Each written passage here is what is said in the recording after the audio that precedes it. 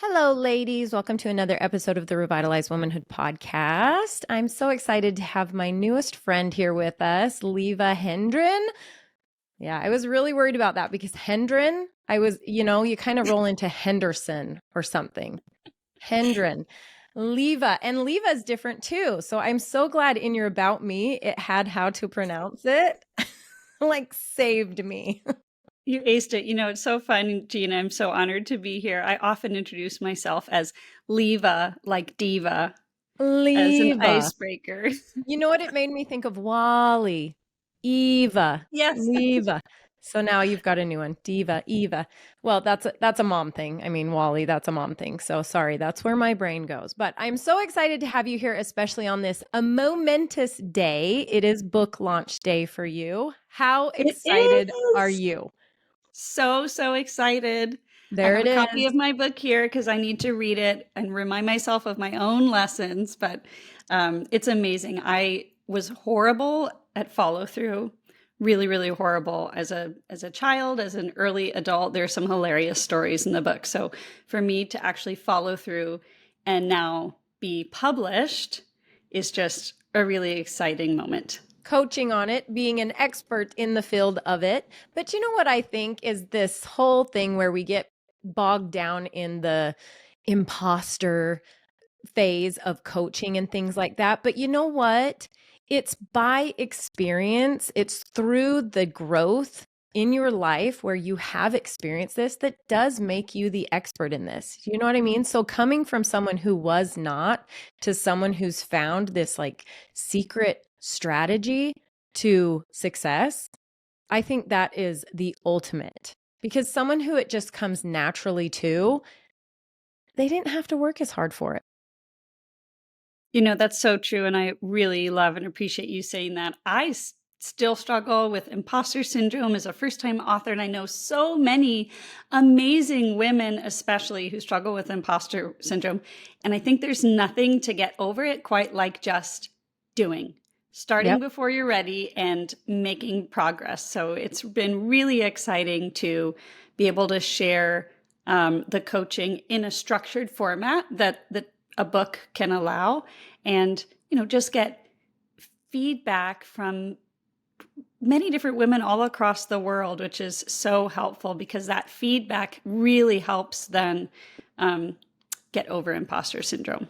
Certainly Yeah. does for me. Isn't feedback a cool thing? Once you have gotten yourself to a point in your own self-development where you can actually hear feedback as constructive, and really when people give it to you from a loving space, it doesn't hurt. You know what I mean? It's helpful. It's so important. And once I think that's a big right there is once you have found that place in your growth where you can accept that kind of critical feedback, what a gorgeous place to be.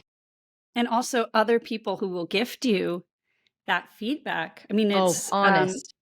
I thought that writing a book would be a very solitary practice. And maybe, for the first couple of months, it was solitary in that I was working with research. So I'm not talking to researchers, right? I'm just Right. working with their papers. But then moving into the editing process and concept testing, it's all about feedback and having other trusted people who are willing to give feedback. That is such a gift. Incredible. Would you please, now that we've just hop, skipped, and jumped past, would you introduce yourself for my listeners? And I would love a little backstory to, like you're saying, you were not, now you are, because I actually wrote it myself of your goal setting was a no. That's my favorite line. Goal setting was a no.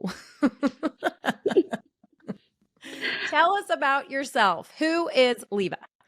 Thank you so much, Gina. Yeah, I was almost allergic to goal setting for a really long time. And then I had this complete pivotal watershed moment sitting in one of those gray cubicles on the 43rd floor of an office tower in downtown Chicago.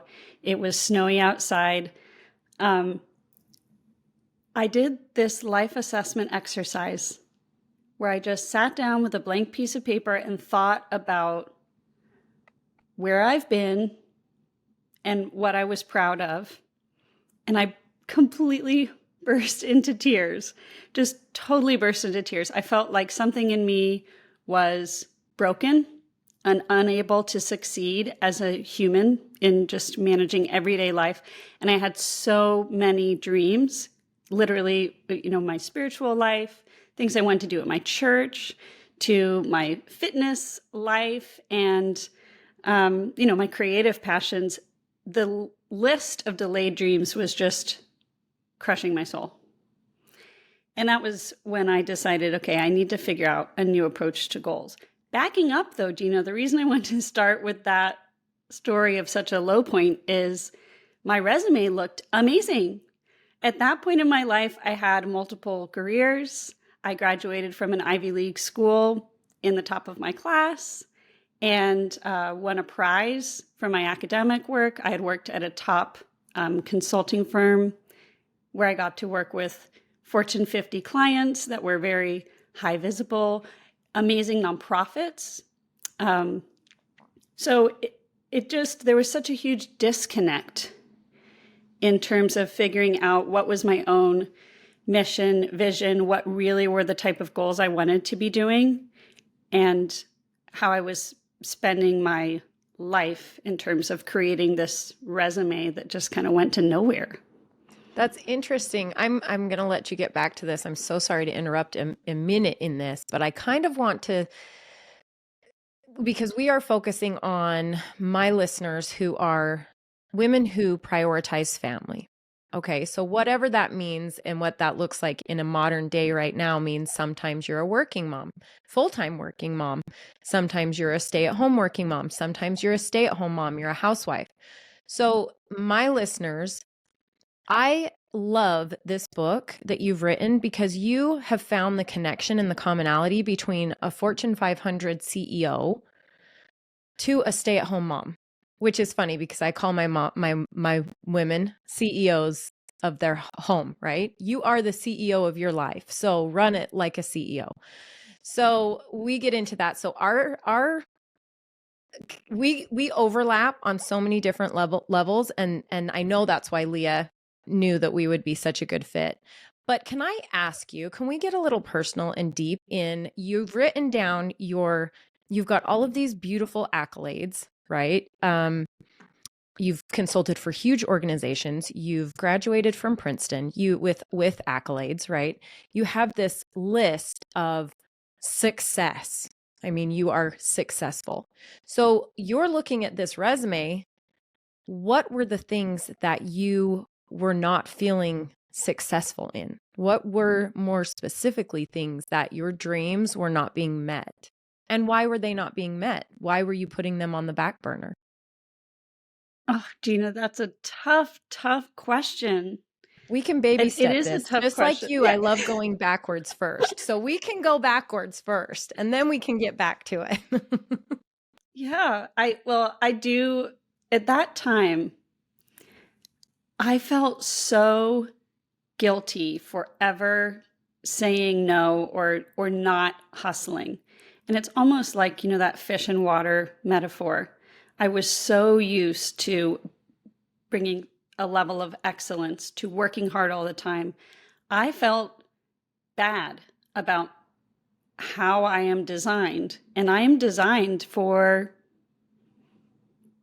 rest and spaciousness. Now I know, having written the book, having worked in coaching and found a different career, still consulting, but with nonprofits, I need 30 minutes a day at least of writing time, spiritual time, meditation time, my quiet time, for lack of a better word. And I had never seen that role modeled in the culture. I felt completely guilty about it. It took me years to quiet the voice in my head that said, "What's wrong with you for needing this time?" And that was one of the pieces that really shifted for me when I started allowing myself to dig into the research that ultimately informed the book about the value of just carving out that head space, getting in the right heart space so that you can do even better work, to be honest, even better, and have it be more fun. So you're enjoying the process along the way. Right, because we haven't even, you showed us your book, but we haven't even mentioned the book. The title is The Joyful Flow Formula.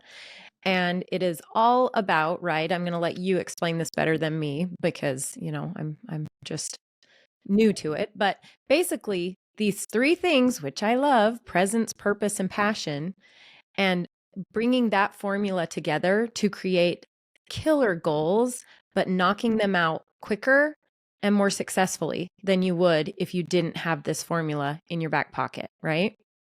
I love that so much. And can I just add something to the verbiage that you Yes. used? Killer goals, knocking them out. It's Right. so funny. In this book, I talk a little bit about the history of our work culture Oh, and wow. how our basic idea that water that we're swimming in, it comes from Henry Ford's 40-hour manufacturing style work week. It has not really evolved. So whether you're a stay-at-home mom or you're a 9 to 5 mom, prioritizing family was not part of Henry Ford's original plan. It just wasn't. It was all men. Very different culture. And the verbiage that you just used comes from another part, our military background, a very masculine dominated institution that really permeates and shapes how we think about work. So doing some of the research into the neuroscience of how you can enjoy more productivity by getting in the flow and kind of making work more into a dance.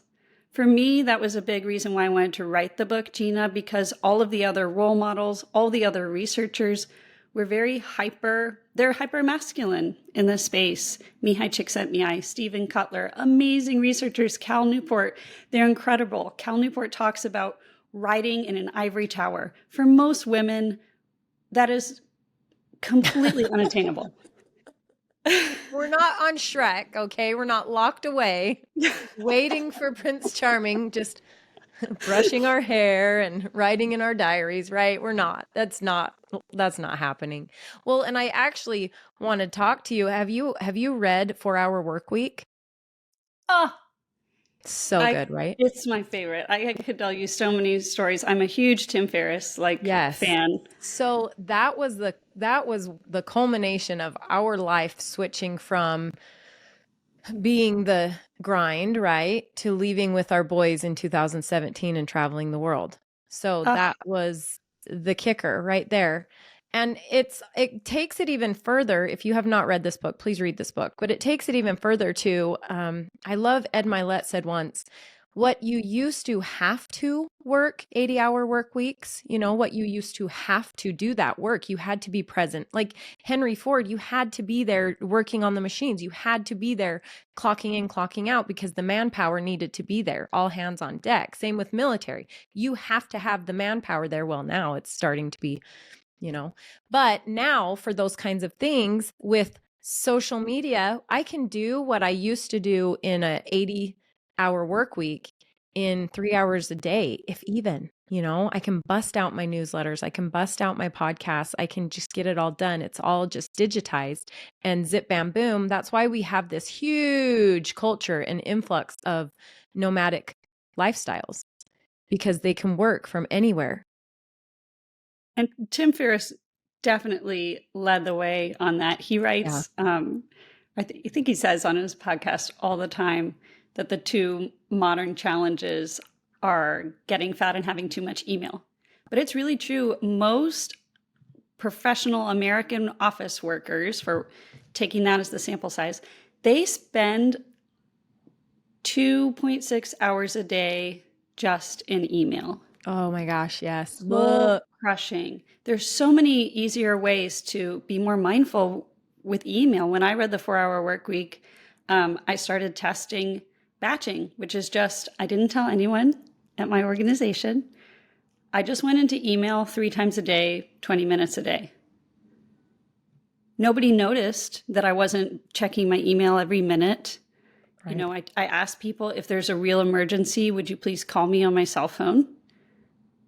Very unlikely to get a call on the cell phone. So that is just such a fun example. And when you compare the 2.6 hours a day that most people are spending on email to what our brain's best work capacity is for most people, it's the same. 2 hours and 40 minutes is the most productive amount of focus time that you can achieve. The maximum is around 4 hours. And that's studies of, musical performers, a little bit over 4 hours. But for everyday creators, if you can shift from doing that email distraction task mode work, same hours, into really focused, creative, a thoughtful output priority work, it completely changes the game. So walk us through this joyful flow formula. Break it down for us. I love that. I love that. Are you familiar with James Clear, Gina? Oh, absolutely. He was the very first book that we read. So in our community, the Revitalized Sisterhood, we read a book every month, which I believe yours is going to take over the next goal setting. So James Clear was the first, Habits, right? And then the next one was, I can't remember right now off the top of my head. Anyway, so I think yours will be the next one. So yours will be the third of the books that we read for habits. Well, that's perfect. So James Clear, then you're familiar. He talks about the importance of system, not goals. Yes. In my book, one thing I found really fascinating in the research, Dr. Caroline Lieve talks about how can you make that system really strong by automating your habits. So a habit becomes automated with a minimum of 62 days, according to her research on QEED brain scans. That's a lot longer than most lay people. So I love that you all use a 90-day framework. Didn't you say like 22 or something? 22 days to create a habit? Yeah, but this is really automatizing the habit. So it becomes unconscious. A non-negotiable. A non-negotiable. Cool. And what I'm trying to do with the Joyful Flow formula is breaking down that building block of, okay, so James Clear is saying you need a system to get to your goals. We need to automate this process and be repeating it for at least 62 days. So it's an effortless habit. And then you don't have that mental game about, will you do it? Will you not do it? Am I ready? The imposter syndrome. We don't want any of that. I really break it down into what is the fundamental building block that is going to pave the way to that endpoint. And so it's a 3-step formula. The first is presence. Love presence. Only takes 1 minute, 5 minutes. I really encourage everyone to find and create their own formula. It's an important part of the book. Don't let anyone else prescribe to you what your formula is and how you should be living your life. So getting present to create. Yeah, you call it a choose your own adventure approach. Choose your own adventure. Yeah. Choose your own adventure. But that presence creates a state of heart coherence. When you're in heart coherence, feeling gratitude, feeling, love, excitement, joy for your work, hopefulness, those types of positive feelings, the negative thoughts start to dial down in your brain because you're in this state of heart coherence. You're in a state of safety. It's good for the vagus nerve. So it might seem like a nice to have, but it influences the quality of then the second stage, which is purpose. That's the focused work time. And what I really want your listeners to know about purpose is getting into the focus zone. It's going to be hard for the first 5 to 15 minutes. It's always going to be hard. So prepare for that by having the presence time, knowing that it's supposed to be hard, and that's okay. I'm an endurance athlete, so we have to tell ourselves all the time, it's okay to be uncomfortable. Uncomfortable is getting out of your comfort zone, right? Yeah, absolutely. But that's where you want to give yourself an end time for whatever it is that you're doing. If you're writing, if you're working on creating something for social media, like you mentioned, set a limit of the end. So your brain knows, okay, I have more than enough time and I don't have to worry about all the other things. I don't have to remember anything else. I can just be free to focus on this task. Absolutely. And then the third step is very important. It's passion, and that's the recovery time. Most people make the mistake after focused work of using a ton of information input, scrolling on Instagram, checking their email. That is the worst thing you can do at a cognitive level for your brain, because this is the time where after you focus, you want to actively recover by doing some ambient movement. Maybe it's doing the dishes. Maybe it's playing with your kids. Maybe it's taking a walk outside or even just a breath. I like to do handstands if I don't have a lot of time. I'll just kind of do a handstand on the floor for 20 seconds just to give myself a physical reset.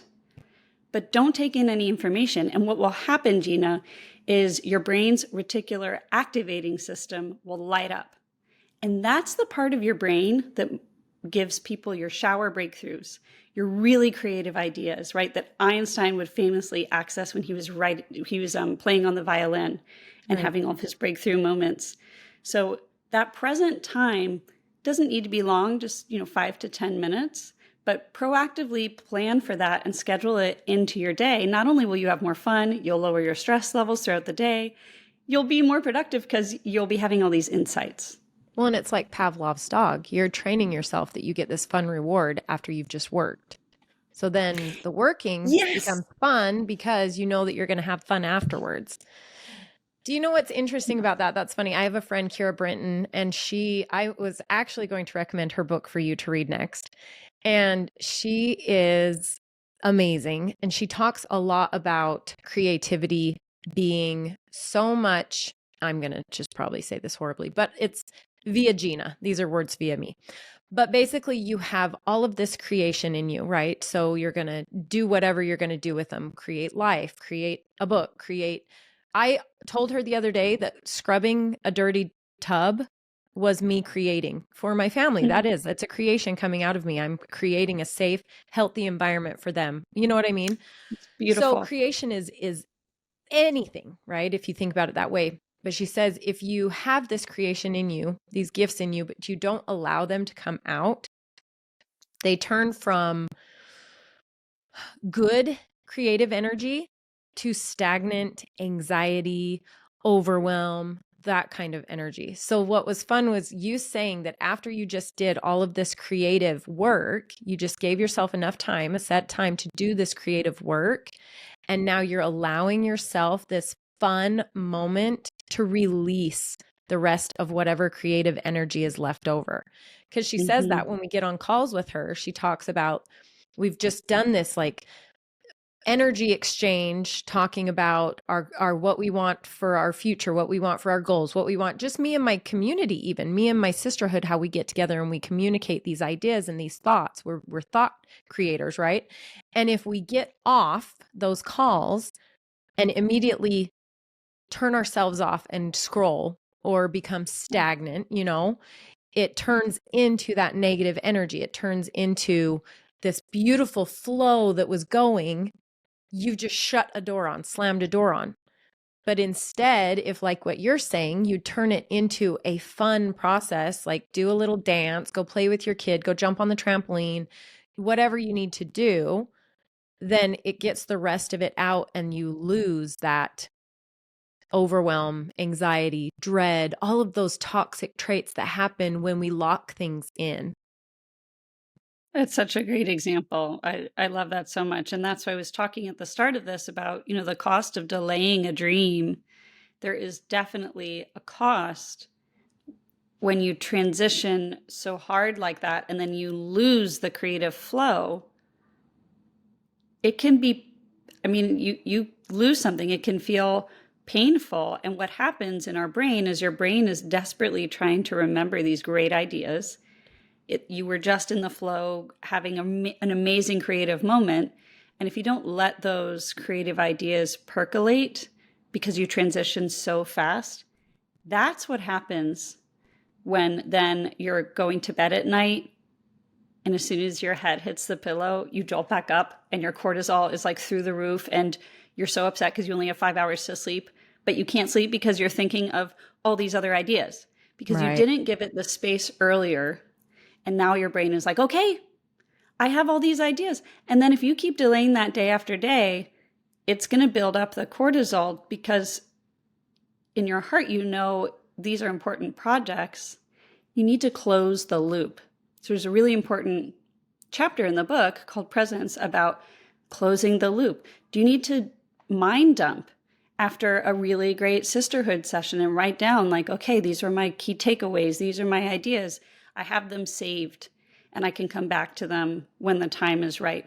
But pretending that we can keep all this input and information in our brain, it's not what our brains are meant to do. They're really meant to only remember like 7 to 9 things at a time tops. Oh my gosh. Well, as moms, I mean, we hear the phrase mom brain all the time, which I think it's so many things. But I have started it's even just stopping and having a notepad in your phone.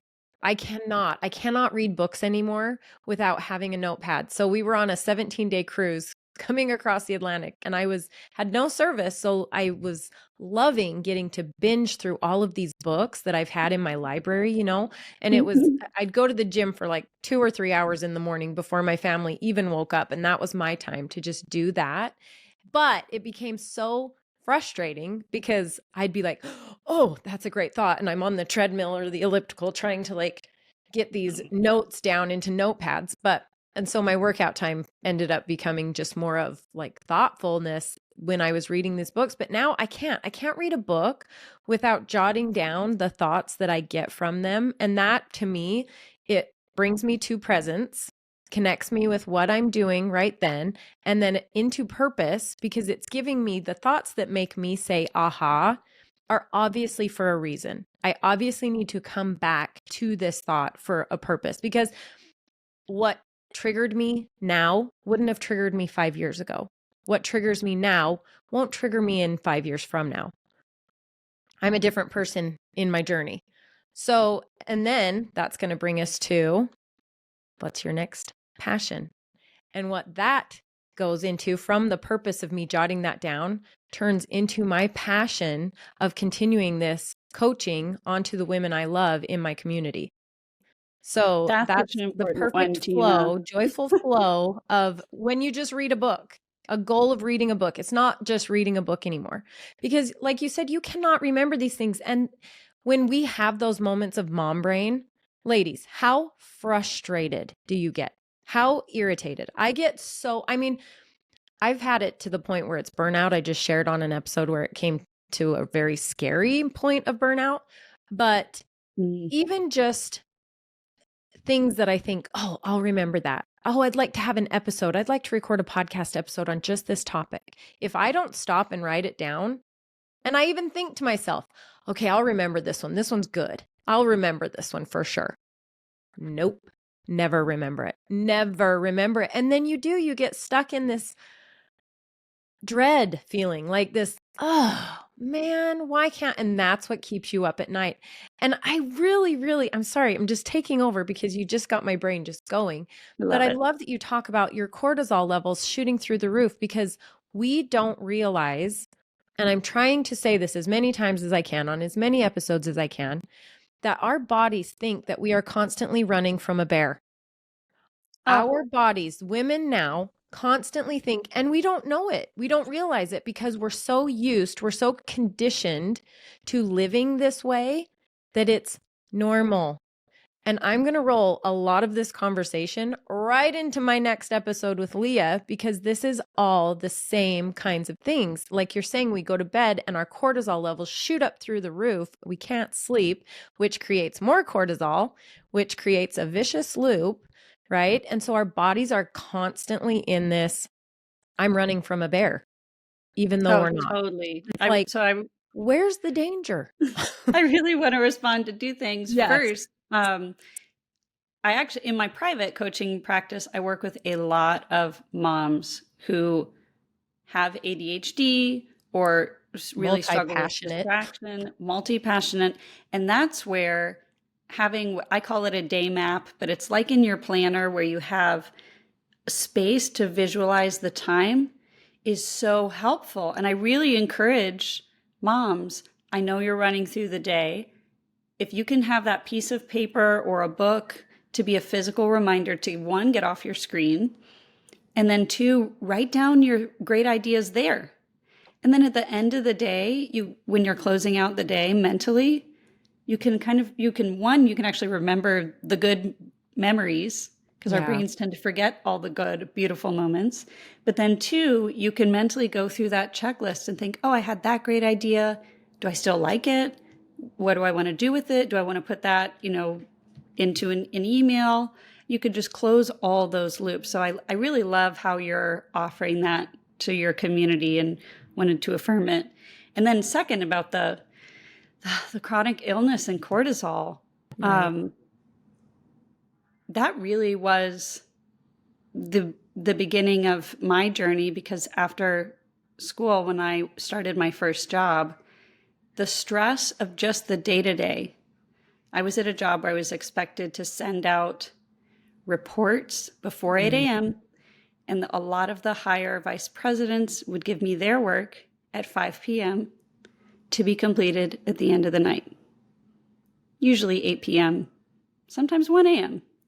And that physical state of alertness all the time, it engendered or realized an autoimmune disease for me, and began putting me in the spiral of having cluster headaches every day at 2 p.m., which is really how I got into productivity. It was very competitive.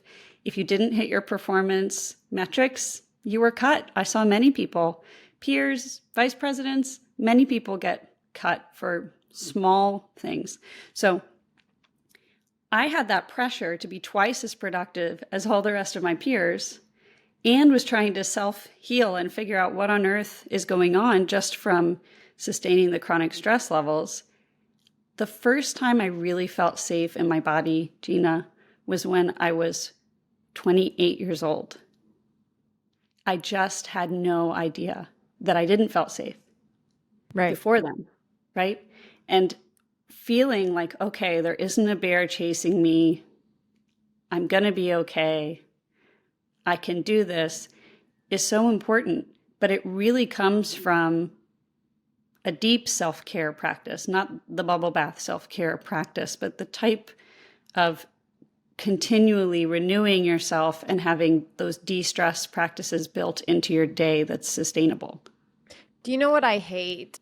And I don't use hate a lot. I actually tell my kids it's a bad word. We don't use the word hate. But I very much have a disdain for this culture of, and it's been, it's forever. It's started with the beginning of time. No, I don't know when it started, because I like to think that at the beginning of time, women made time for themselves and they nurtured their needs. They listened. Yeah, I'm going to say that. They listened to their intuition. Women were more about, because they had to, because they literally were running from tigers. They literally were having to have babies out in the wilderness. They were having to do these kinds of things where they had to be in a neutral state all of their life, because when that one thing happened, they had to be ready for it and prepared for it. So let's not go that far back. But so for us in this modern day, I think that we have shut off our most beautiful source of power, and that's our intuition.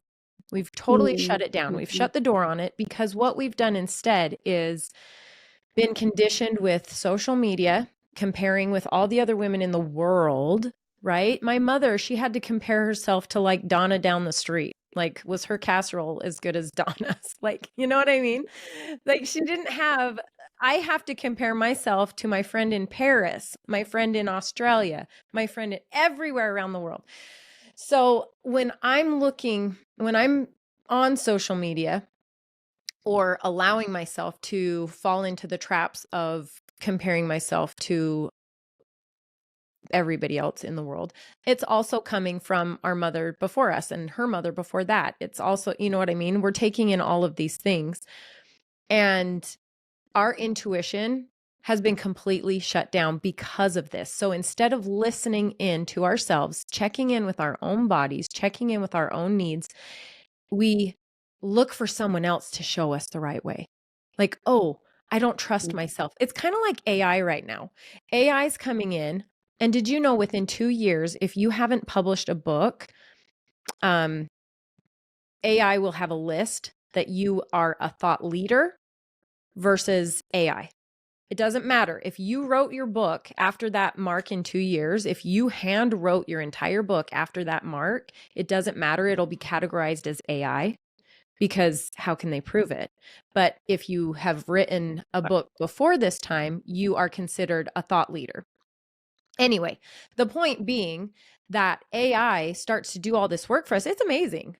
Give me a break. It's amazing, but it's starting to do all this work for us. So we're becoming lazy. We're becoming, oh, I don't have to think about that. It's like when the calculator was invented. It's like when the cell phone was invented. We've become so adapted and lazy. We're going to be the people on Wall-E eventually where we're just like scooting around on these hovering chairs and we're so fat. But that's what I think about with intuition, is because we've become so lazy about checking in with ourselves and doing this kind of deep self-care work that you're talking about. We look at self-care as selfish. If I take time for myself, I'm selfish. I'm not valuable. Our worth is tied up, especially housewives, especially women who stay at home, especially women who work and have their kids and families to take care of. Their value is tied up in all of these things that they can do themselves. And so they're shutting down community. They're shutting down, it takes a village. They're shutting down their own intuition. And it's like, it's crippling because it's having the opposite effect.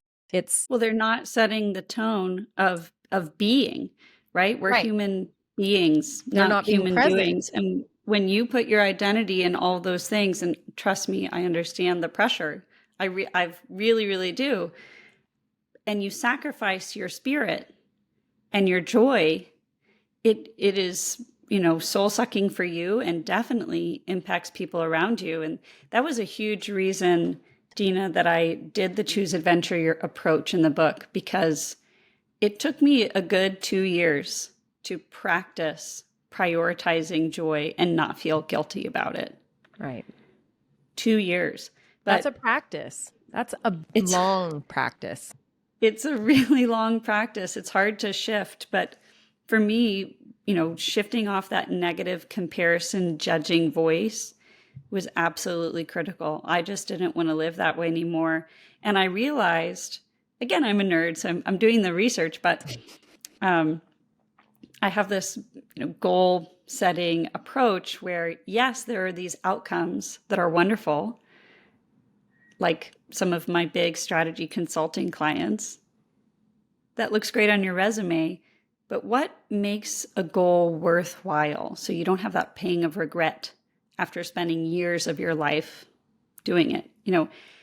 Under that outcome, there's typically a feeling that people are chasing. Once I get, right now, I'm in a beautiful studio apartment and I dreamed about it for a long time. Like once I get that studio apartment or I find my next apartment, I'm going to feel peaceful. But what is that really? Under that feeling, there's a character value. For me, it's feeling grounded. There's a groundedness about myself, and I just felt that I wanted to prioritize living out that value. And for me, it was having more of a home. I do a lot of traveling and had been doing a lot of traveling and was ready to have a space to be grounded, to be hospitable, to be able to host people. Those are the character traits. And that's why in the book, I really encourage people, you don't need to read it all the way through, but figure out what's the character trait, what's the feeling underneath the goal that you're working towards so hard right now. Mm-hmm. And how can you imbue the process with that feeling?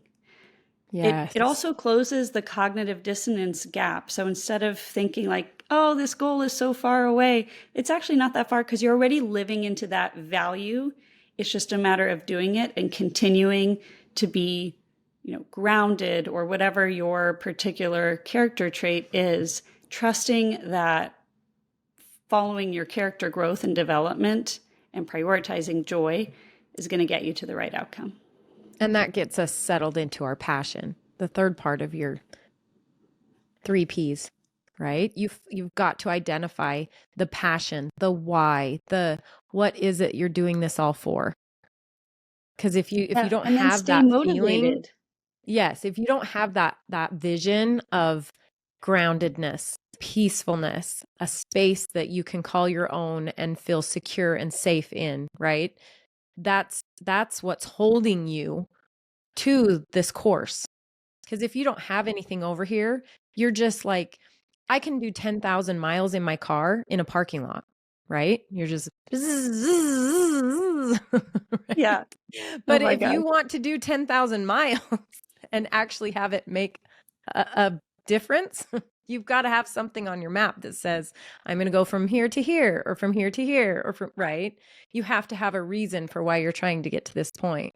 I love what you just said, and I want to riff on it a little bit because I've, I, this sounds funny, but I see myself growing in my coaching because I tell these women, I am doing this with you. I am right here with you doing this work. I need a lot of this help too. So the monthly topics that I create for this community is because this month I was like, oh, okay, That's I need awesome. better this, or you know what I mean? Or my husband and I are not doing great. I need to research. So I'm kind of like knocking two birds with one stone, right? Because I need to do the research. So why doesn't everybody get to do the research? Like, let's all do it together.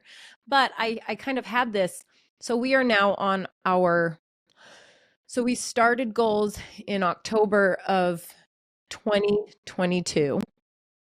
So Awesome. the women that are with me have cycled, right? They've cycled, and we're getting to the point where it's like we're done checking boxes. And I'm not a big box checker. I mean, even though I'm really good at it. Like I've got my here YouTube. Here's my to-dos. Dink, Woo. dink, dink, dink, dink, dink. Like the best thing you can possibly do for yourself is write this stuff down because crossing it off feels so good. I love it. Matthew McConaughey says, wear my favorite shirt. Wear my favorite shirt. Because then when you wear your favorite shirt, you get to cross it off the list. You get that dopamine hit. It is. It feels so good. Have a cup of coffee. Cross it off the list. Did it. But what I was saying is they're starting to be like, okay, well, now to get to this vision, I say, this woman that you see yourself as in 5 years, what does she look like? What does she exude?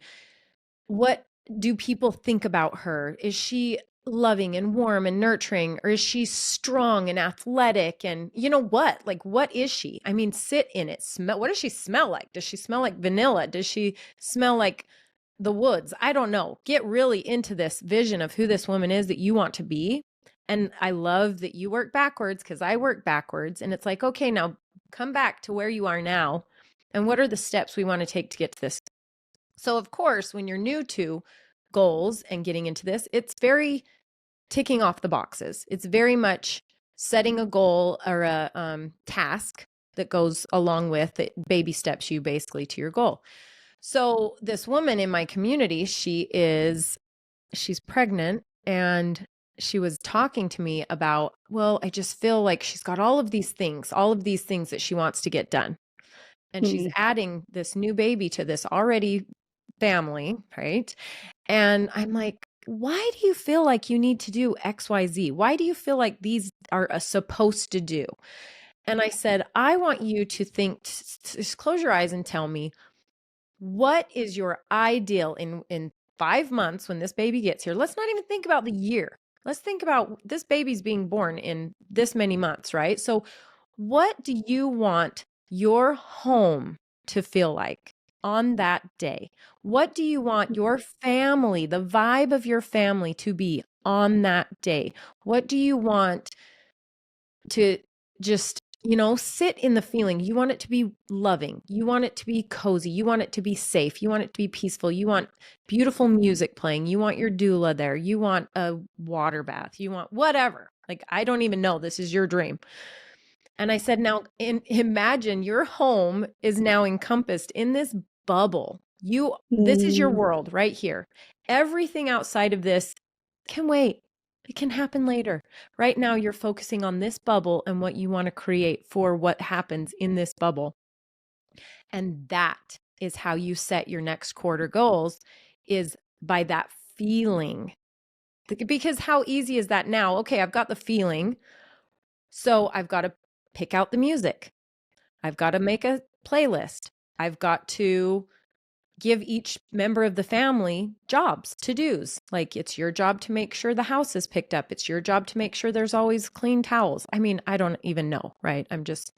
But you have now, I've just given you a list of things that you need to prioritize to get to that feeling.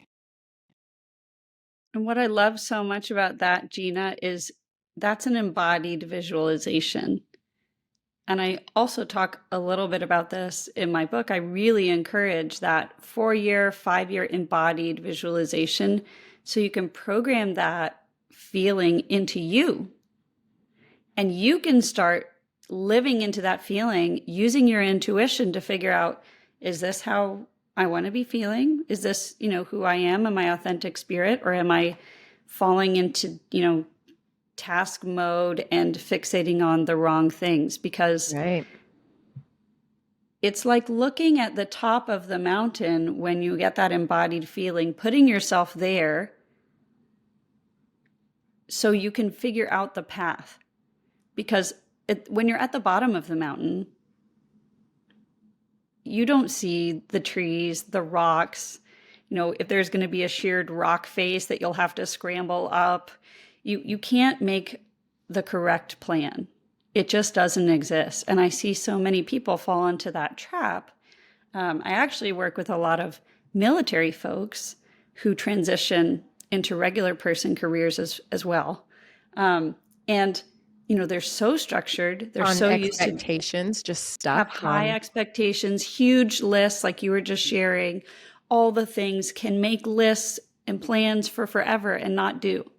Yeah. Right. But that power of being able to visualize what is the top of the mountain, and here I am at the bottom of the mountain, and I'm just going to learn every day and try the best I can to tap into that feeling at the top of the mountain to guide the way. I think that feeling also, if you think about it, becomes the bumper lanes.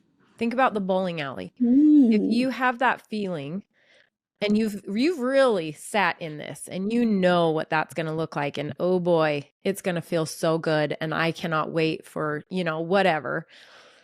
You've created bumper lanes now, because as soon as you get to one of those places where something feels uncomfortable, it's like James Clear. He says when he sets his goals, he doesn't set his New Year's goals or his year goals as goals. He sets them by his values.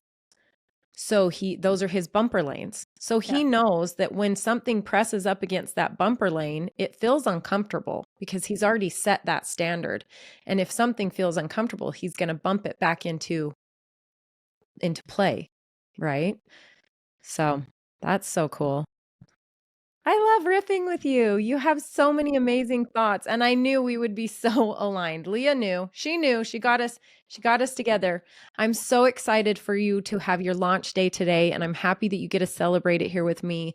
And me too. What else can we say about this incredible book? I'm excited to introduce it to my community. It won't be for a minute, but I'm excited. I have to tell you this, Gina. Yes, tell me. I have to tell you this about community. So I am a big fan of connecting and talking about goals, and I will share with you why. It totally blew my mind. And I just love this part of your community. I'm here for it. There's a neuroscientist, Kurt Thompson, who talks about how we rewire shame to be more comfortable in owning our own desires. And I really see this, as a woman especially, there are a lot of desires where I think that, just from childhood, that's not for me. And I'm talking about heartfelt dreams, the positive desires, right? Healthy desires. He has researched when we are sharing the dreams that make us really scared, or parts of ourselves where we're really feeling that imposter syndrome, or we're feeling, icky and afraid, when we can share it with a group and see that other people receive our story with compassion, love, encouragement, it actually rewires our own neural networks and our memories around that idea. So the next time when you have that idea, instead of procrastinating and feeling this feeling of, oh, I shouldn't be doing this, I'm not good enough, you have this positive sensation that didn't come from you. It came from the group. And I actually got to experience this. I stood up in a Q&A at a large session at an author's conference, and it was amazing. I was so hot with embarrassment and shame and all the attention, and to get this groundswell of support for the ideas in my book, it completely rewired like my Yes. imposter syndrome in a moment. So I just really loved and wanted to geek out and share that with you, because that can only be achieved in the types of small groups that you're leading and cultivating. And it's one of the fastest ways to get that embodied shift. So I think that is totally awesome.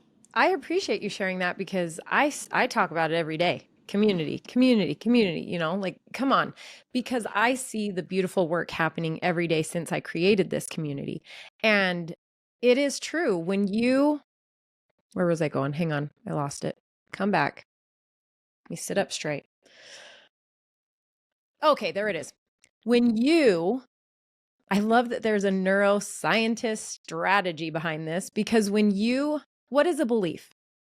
A belief is just a thought that you've told yourself over and over and over again, that you have told yourself, not that someone else has told you, not that someone else has said, this is fact, it's E equals MC squared, whatever. This is not because it's a formula and it's fact. It is, you've told yourself this thought over and over and over again. So it becomes a belief, right? So that's where your shame is wired into your brain. So when you present this to other people who haven't had this limiting belief or this negative, toxic dialogue behind this thing, and you introduce it to people with just fresh ears, and they're like, yeah, so, like, you know what I mean? They're showing you that, okay, you're putting a lot of weight on this that I actually don't think is that big of a deal. I actually had this happen where she thought that because of her history, and I see where it was so heavy for her to have this happen. And I'm like, I don't even think that's a big deal. Why, like, what are you telling? I'm still waiting for the story. What are you? And she was like, really? And I was like, I'm still waiting for it. Like, and she was shocked because she was terrified to tell me. She was terrified to bring it to me. She needed support. She needed to talk about it. And I was a safe place for her. And she left feeling like, oh, okay, I need to revisit why I feel this way. And I see it all the time in this community. I'm telling you, I do. I kind of like to relate it to the saying darkest before the dawn, because when we isolate, when you are your most down or scared or depressed, when is that? It's when you're alone. It's when you, and we have this natural weird, it's not even natural, it's unnatural, but for some reason we feel like we have to pull away in those times. Like when I'm fighting with my husband, I feel like I don't want to do anything else. Whoops. I don't want to talk to anybody. I don't want to share. I don't want to be creative. Right. I just want to go inward, and like, that's my safe place.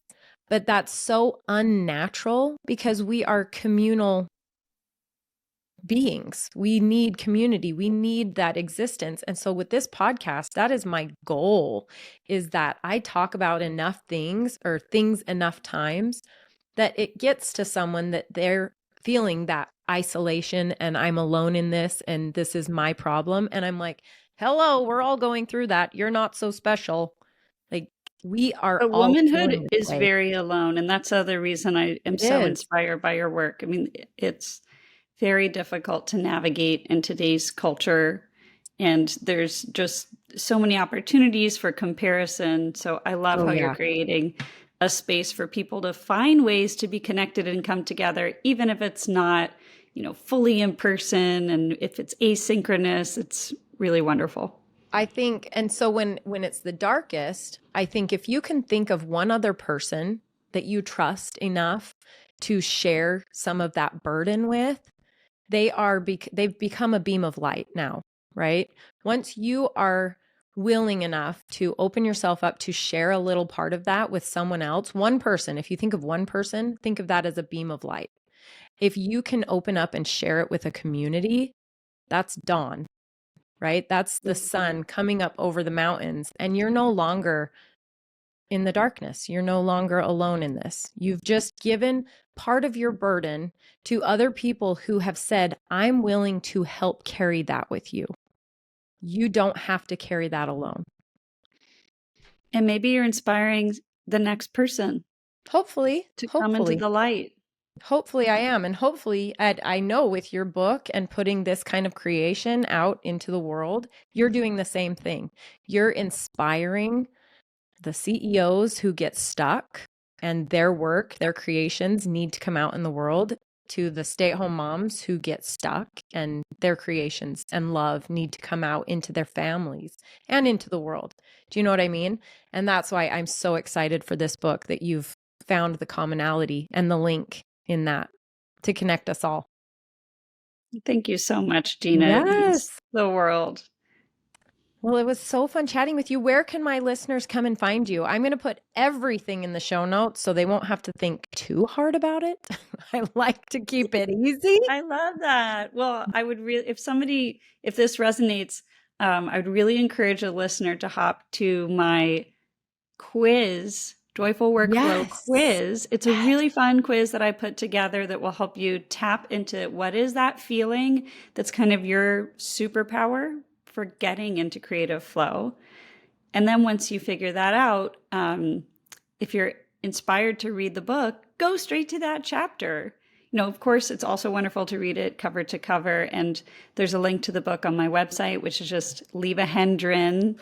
It's funny to spell. So thanks for the show notes, Ian. But lievehendren.com has also a workbook where you can print out and go through the exercises for each chapter. Oh, we're pulling you back in. When we get to this monthly topic, we're pulling you back in. Remember, I love that you just said jump to that chapter, because it's, again, choose your own adventure. This is a choose your own adventure approach. We're also different in that our brains work differently for setting goals, and some of us need to not feel so boxed in to supposed to's. If it's not right for you, then find a better way for you. Well, it's been a joy to connect with you, and I'm so inspired by your work, Gina. Thank you so much. I appreciate it. Hey, can I put you in the hot seat for a second real quick? Sure, yeah. There's going to be a lot, and don't let me put this on you as a supposed to, but I want to tell you that I binged so many of your podcast episodes yesterday. Yes, I did. I love to get into it, and I loved them. Love them. I actually feel bad because I was binging so quickly because I was on my walk with my son, and it was probably an hour and a half of just listening to next. And I listen at 2.3 speed, it's so funny. But when is that gonna kick back on? Well, maybe we'll have a future episode to talk about this, because I'm a big believer that pausing the podcast allowed me to birth the book. And I haven't totally figured out what is the new vision. So it's one of those things. I'm a praying person, and I kind of, meditate and pray on, what is the new direction going to be like? I haven't done a lot of interviews, but I might also shift to interview focus. So maybe we'll have to mind meld, but I would love any feedback you have, as to kind of what the podcast rebirth, the next season. Yeah. I appreciate that. We left for 6 months to travel internationally while I was doing this, and I had to change my trajectory from paying a business coach to help me do this trajectory to all of a sudden on our last call saying, well, I'm leaving for 6 months. Bye. All that work was and I had to adopt the word ease. I had to shift all of my thinking, rewire everything I was, I'm supposed to be doing this. I'm supposed to be doing this. I'm supposed to be doing this, blah, blah, blah, blah, blah. And I had to just let it go and think, if I put out a podcast on the road, great. If it doesn't work, oh well, what's the worst that's going to happen? I know everyone's like, well, what's the best that can happen? I'm like, what's the worst that can happen? Okay, it's fine. I'm going to go and spend time with my family and do, it's like I said with the girl in my community. It's like, this is the moment and it needs this for me to be present. And so I Mm. fully support you in taking that break, getting what you needed out, your creation that needed to come out at that time, and just sitting back into yourself again and really visualizing what the next phase of the podcast looks like. Well, it's one of my quarterly goals to figure it out. So, Yay! we're just starting the new quarter. At Okay, the I end of the know. quarter in Yesterday. July. Yep. We're on it. Well, thank you so much. I will let you go. I appreciate you. Leah's probably sitting there like tapping her fingers at me. Whoops. Thank you It so was much, so Lieve. It's been wonderful to so meet you. fun. Thank you. You too. Take care.